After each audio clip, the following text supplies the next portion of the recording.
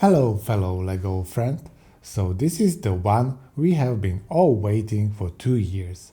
Minas Tirith has finally arrived and LEGO really didn't hold back with this one. This is easily one of the most ambitious Lord of the Rings sets we have ever seen, trying to capture the White City in a way that blends massive microscale architecture with fully minifigure scale sections. And right away, it's a set that's going to split opinion. Some people will love the ambition, the detail, and the sheer presence of its on display. Others will immediately question the scale, choices, and how it compares to sets like Rivendell and Barad-dûr. So in this video, we are going to go through everything. If you don't know me, my name is Lucas, and a warm welcome to everyone joining today's review. Before we dive in, don't forget to subscribe to the channel, and if you are feeling generous, using the affiliate links in the description is a great way to support my work at no extra cost to you. Alright, with that out of the way, let's step into the White City of Gondor. Before we dive into the build itself, let's take a close look at the minifigure lineup, because LEGO has absolutely delivered here. Leading the collection is Aragorn in his coronation attire, as seen in the closing scene of The Return of the King. He comes with a brand new hairpiece featuring the crown molded directly into it, and it looks excellent in person. He is equipped with his sword, although I do wish LEGO has taken this opportunity to include a more unique version of Andúril instead of standard sword element. That said, the figure itself is incredibly detailed, with metallic gold printing on the armor, dual arm printing, and additional torso detailing hidden beneath the armor piece. The level of detail here is outstanding and easily among the most impressive Aragorn figures we have ever had. Next is Arwen, although her presentation feels slightly more restrained in comparison. She appears in her coronation outfit alongside a beautiful Gondor banner, which uses a metallic finish that looks fantastic in person. However, the way the banner stand is positioned does partially obscure the figure, which is a bit unfortunate, and makes it harder to fully appreciate her design from certain angles. Her light green dress features elegant torso and arm printing, though the bottom part is unprinted. Then we have Denethor. His robes features detailed printing on both the upper and lower sections, making him another strong addition to this lineup. Following him is Faramir, who I believe is making his first appearance in LEGO form, though feel free to correct me if I'm wrong. Either way, this is a highly detailed and very well executed minifigure, complete with sword accessory and excellent printing throughout. Next up is Pippin, dressed in Gondor uniform. He features dual molded legs and dark green cape, and a finely detailed torso print that fits the theme of the city perfectly. Of course, no Lord of the Rings lineup would be complete without Gandalf, but this time it is Gandalf the White, and once again the attention to detail is excellent. The printing on both the front and back of the torso is beautifully done, and even removing the beard reveals additional hidden detailing underneath. It's a simple design but extremely effective. Rounding out the main cast are 4 Gondor soldiers. Each comes equipped with a beautifully printed shield featuring the White Tree of Gondor, which is also echoed on the armor and torso prints, creating a very cohesive design. There is also nice variety among them, with different facial expressions and even multiple skin tones represented, which adds welcome diversity to the ranks. Many of the figures also include dual-sided facial expression, which is always a great inclusion and adds extra display value. Before moving on, we also have Shadowfax, Gandalf's legendary horse. It uses a simple white horse mold, but it works perfectly for the character and helps complete the scene nicely. And finally, there are 2 additional figures representing the former kings of Gondor. These are displayed as statues within the interior of the build and reuse the same crown and hair element introduced with Aragorn. They are mounted on elegant marble-style bases featuring newly printed 2x2 tiles, which look fantastic. As with the rest of the set, there are no stickers here, everything is printed, which is exactly what you want at this price point. Overall, the minifigure selection is outstanding, with excellent printing, great character choices, and strong attention to detail across the board. My only slight concern is the overall quantity. With 10 minifigures in total, it feels slightly restrained for the largest set in the lineup. That said, adding more figures would likely have created spacing issues within the build itself, which I will touch on shortly when we look at the interior layout. Now, let's move on to the main attraction, Minas Tirith itself. My first impression is straightforward. It's a stunning model. It's large, highly detailed, and instantly recognizable. However, the more time I spent with it, the more my opinion became a bit more mixed. One of the key design choices here is that the set doesn't stick to a single scale. Instead, it combines two. The front gate and part of the rear sections, which we will get to shortly, are built at minifigure scale, while the rest of the city transitions into microscale. From a distance, the blend doesn't feel like a major issue, but once you start actually placing minifigures into the scene, the limitations become much more obvious. Most of your interaction is effectively confined to the gate area. Moving soldiers deeper into the city can start to feel a bit out of place, and even recreating scenes like the coronation at the top of Minas Tirith feels slightly awkward due to the change in scale. To be honest, when Minas Tirith was first announced, I didn't expect the entire city to be fully realized. I assume we might get a more focused section, similar to Rivendell, which didn't attempt to recreate the entire location either. In hindsight, that approach might have worked a bit more cohesive there, whereas here the scale transition is more noticeable. That said, I'm curious to hear what others think about it. Looking at the model itself, it can actually be broken down into several sections for easier handling. The gate can be removed, the upper section can be detached, and even the gate structure itself splits further into 3 smaller modules. This makes transport and display significantly more manageable, especially for such a large build. Starting with the gate section, it actually works surprisingly well as a standalone display piece. The gate itself is beautifully constructed and immediately draws attention. One small downside is that there is no built-in mechanism to open it.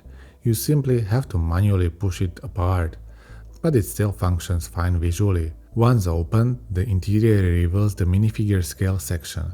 It's fairly simple in design, but it does the job. On one side, you can stage a small market scene with a couple of civilian figures.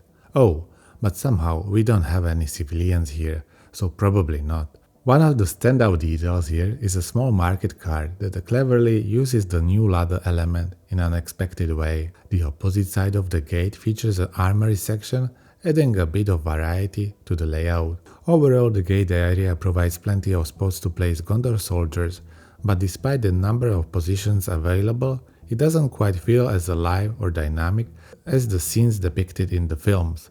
It is still flexible enough that you can enhance it with additional medieval-style minifigures from other LEGO sets, if you want to bring it more to life. Moving beyond the front gate, we arrive at the main structure of Minas Tirith itself, with the dramatic mountainside running straight through the center of the city.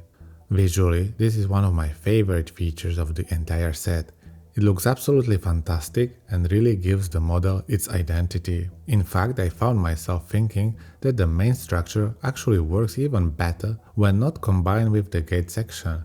If anything, it almost makes me wish the gate had also been modeled in microscale, just to maintain a more consistent visual language throughout the build. What do you think? Credit where it's due, the designers have done an excellent job here. None of the oriel windows, towers, or decorative architectural elements feel repetitive. Each section uses slightly different techniques, yet everything still comes together as a unified and believable cityscape. One small observation, and this is really me being quite picky, is that the individual layers of the city aren't physically connected from the exterior in a very obvious way. It's not something you notice immediately, but once you start looking closely, it becomes more apparent. That said, it doesn't take me away from the overall impact of the model. Another detail worth mentioning is the use of microscale texture across the facade. there are a lot of one-by-one elements used throughout, and while they add a huge amount of detail, aligning them perfectly isn't always easy. As a result, when viewed up close, the surface can sometimes appear slightly uneven, but from a normal viewing distance, it works very well. Looking more closely at specific sections, I really appreciate how the defensive structure of the city have been represented. Even at this smaller scale, they are instantly recognizable and add a strong sense of purpose to the design.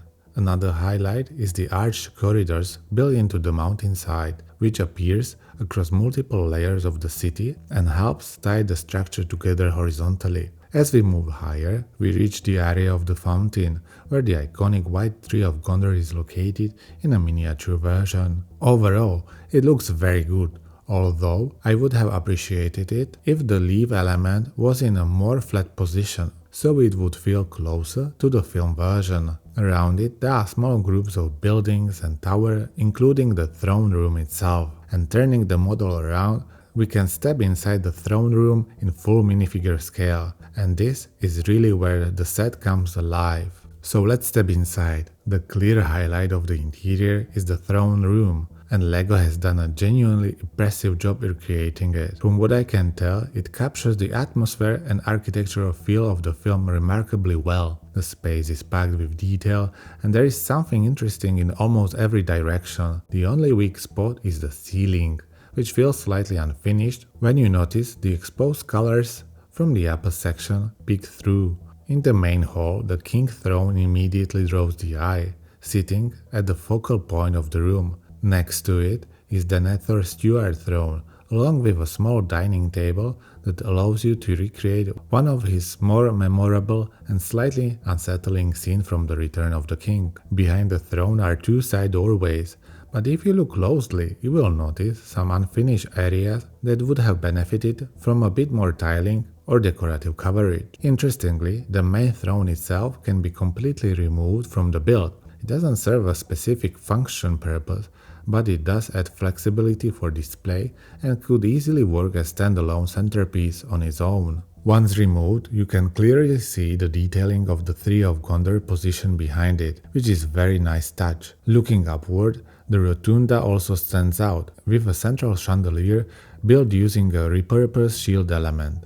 Unfortunately, mine doesn't hang perfectly straight, but the design itself is very clever. Surrounding it are decorative shell pieces that frame the upper section beautifully, while additional shield elements near the top help reinforce the regal atmosphere of the chamber. On the floor, there is another exclusive printed 1x2 tile, featuring a detailed ornamental pattern, which is always appreciated. Flanking the throne area are two side chambers containing statues of past kings of Gondor, which I mentioned earlier in the video. But the interior doesn't stop here. Removing the side sections reveals additional hidden rooms. One contains a small pile of logs beside a fire, an immediate nod to a very specific and famous moment from the film that fans will instantly recognize. The other room houses one of the most interesting elements in the entire set, the Palantír.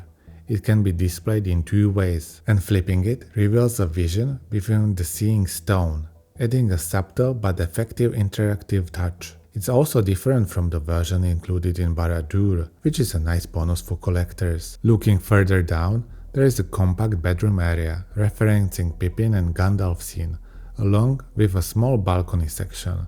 On the opposite side, there is a tight but detailed study room filled with bookshelves, candles, and writing desk, and yet another exclusive printed 1x2 tile. The area appears to reference Gandalf's discovery of the truth about the One Ring in Fellowship of the Ring. Overall, the finished model is extremely impressive and captures the White City remarkably well. However, when displaying it with minifigures, you may run into certain limitations when it comes to placing the characters realistically. If you choose to display the city as a whole, some minifigures will need to be positioned outside the city. On the other hand, if you try to showcase the interior, it quickly becomes crowded, and you can run out of space while also sacrificing the overall architectural impact of the exterior, which is likely the main reason most people buy this set. Speaking of which, let's talk about the numbers. The set is priced at approximately 650 American dollars or euros or 580 British pounds. At the time of recording, it was sold out almost everywhere and available only on Gondor in most regions, with the exception of the Australian market, where it is still appeared to be in stock. Perhaps Lord of the Rings fans are a bit more selective down under. The set contains 8,278 pieces and includes 10 minifigures plus 2 additional statue-style characters. Just to be clear, this video is not sponsored by the LEGO Group. However, if you are considering picking up sets from the LEGO website or even purchasing anything from Amazon, I would really appreciate it if you use the affiliate links in the description. It's a small way to support the channel and helps me continue producing content like this, so thank you in advance. Inside the box you will find 3 separate inner boxes containing a total of 60 number bags. Box 1 includes bags 1 through 18 and comes with 2 instruction manuals. Box 2 contains bags 19 through 39, along with a single instruction manual, while box 3 includes bags 40 through 60 and no manual. I also have to give credit to the presentation of the packaging. The artwork on the side panels is particularly well thought out. When placed together, they form a full illustration of Minas Tirith itself, and each individual box also features a different perspective. One shows the front view, another the rear, and the third a top-down view of the city, which is a really nice touch. Inside the first instruction manual, there are a few introductory pages that are always enjoyable to go through, and throughout the build you will also find multiple quotes from the films, each tied to the section you are constructing. I actually think this is a great inclusion, especially for moments where certain design choices like the study or the bedroom might not be immediately obvious in their reference to the source material. And let's not forget about building techniques and the overall process of constructing the entire city. As mentioned earlier, the set is divided into 60 bags and 1,676 building steps, spread across 3 instruction manuals. That is a significant build by any standard. I will admit I was slightly nervous about getting it finished in time for this review, but in the end it took me around 14 hours in total, completed over 3 evenings. Unfortunately, the final bag isn't particularly exciting to build, as it consists mostly of Technic pieces, and once the entire set is completed, it also leaves behind quite a noticeable pile of spare parts. Despite the sheer number of buildings and structures included, the build never really felt repetitive. The one exceptions are the city walls, where a large number of 1x1 tiles and small elements are used. This section did become a bit less enjoyable to assemble. However, outside of that, the rest of the model was genuinely engaging, with several clever and well thought out building techniques that kept the process interesting throughout. One thing I do want to highlight is the internal construction. If you look at the model from the back, there is a fairly large section where the interior and exterior are separated by a hidden structural gap. From a top-down angle, you can even see parts of the underlying Technic framework and a kind of concealed corridor system where the wall sections are attached. There is quite a lot of unused internal space here. In my opinion, this area could have been handled more effectively, similar to how the upper section incorporated more visible interior detailing. Adding a few removable wall sections or additional openings to expose more of the hidden details would have greatly improved the overall experience. As it stands, it sometimes feels like this part of the build wasn't fully refined or perhaps could have benefited from a bit more development time. Furthermore, if you were quick enough on day 1, you could also pick up the gift with purchase set Grond, which contains 307 pieces. For anyone who is not familiar, Grond is the enormous battering ram from the Return of the King, used to smash through the gates of Minas Tirith, an instantly iconic moment from the film. Alongside the build itself, the set also includes 2 orc minifigures. These appear to use the same designs included in the Barad-dûr set, which is actually a great bonus if you are looking to build out an orc army. And now, when we compare Minas Tirith to other Lord of the Rings sets, excluding last year's The Shire, some interesting differences become clear. Minas Tirith is actually a bit smaller than you might expect, especially when placed next to Barad-dûr. Meanwhile, Rivendell ends up feeling wider and more expansive than Minas Tirith, with a noticeable more open and refined presentation. What's particularly interesting is that each of these three sets achieves scale in a completely different way. Barad-dûr dominates vertically with its towering silhouette, Rivendell spreads out horizontally with a flowing open design, and Minas Tirith focuses on depth and layered city structures. Because of this, they aren't really directly comparable in traditional sense. Each one prioritizes a different interpretation of scale and storytelling. That said, in terms of storytelling potential, Minas Tirith arguably falls slightly behind the others. While it looks impressive as a whole, most of the meaningful interaction is concentrated in limited areas, which can make recreating a wide range of iconic scenes a bit more restrictive compared to the other sets. When you line them up side by side, the pricing also becomes harder to ignore. Minas Tirith might be the most expensive and highest piece count set, but a significant portion of that comes from a small one-by-one element, which doesn't necessarily translate into a feeling of being the largest set overall. Personally, Rivendell still stands as the strongest set in the lineup. It offers the best balance of display value, atmosphere, and accessibility. Barad-dûr comes in a close second, thanks to its strong structure and excellent play features. Minas Tirith is still a fantastic addition, especially if your goal is to expand the world and recreate Return of the King scenes. But it sits a bit differently, as a mostly display-focused experience. That said, all three together are genuinely impressive, and I wouldn't have been surprised if many viewers already own all of them. But I would love to hear your thoughts, or do you see it differently? Honestly, I didn't expect Minas Tirith to feel quite this small in certain comparisons. And seeing all of them together also raises a bigger question for me. Why isn't LEGO producing more smaller, more affordable Lord of the Rings sets? Themes like Harry Potter get a wide range of price points, while here we mostly see massive flagship releases plus a few niche items like book nooks and brickheads. It feels like a missed opportunity, especially given the demand. Overall, Minas Tirith is still a beautiful and ambitious set. It may not dominate in every dimension, but it absolutely delivers on detail, scale interpretation, and presentation. As a display piece, it confidently earns its place in this lineup. And that pretty much brings us to the end of the review. Minas Tirith is one of those sets that really leaves you with a lot to think about. On one hand, it's an incredible display model, packed with detail, clever techniques, and a really ambitious attempt to capture one of the most iconic locations in The Lord of the Rings. On the other hand, the scale choices and limited interaction in certain areas definitely make it more focused, display-first experience rather than a fully playable city. Still, there is no denying the impact it has when it's built. Seeing it alongside Barad-dûr and Rivendell really shows how far LEGO has come with this theme. Even if each set approaches scale and design in its own completely different way. As always, I would love to hear your thoughts.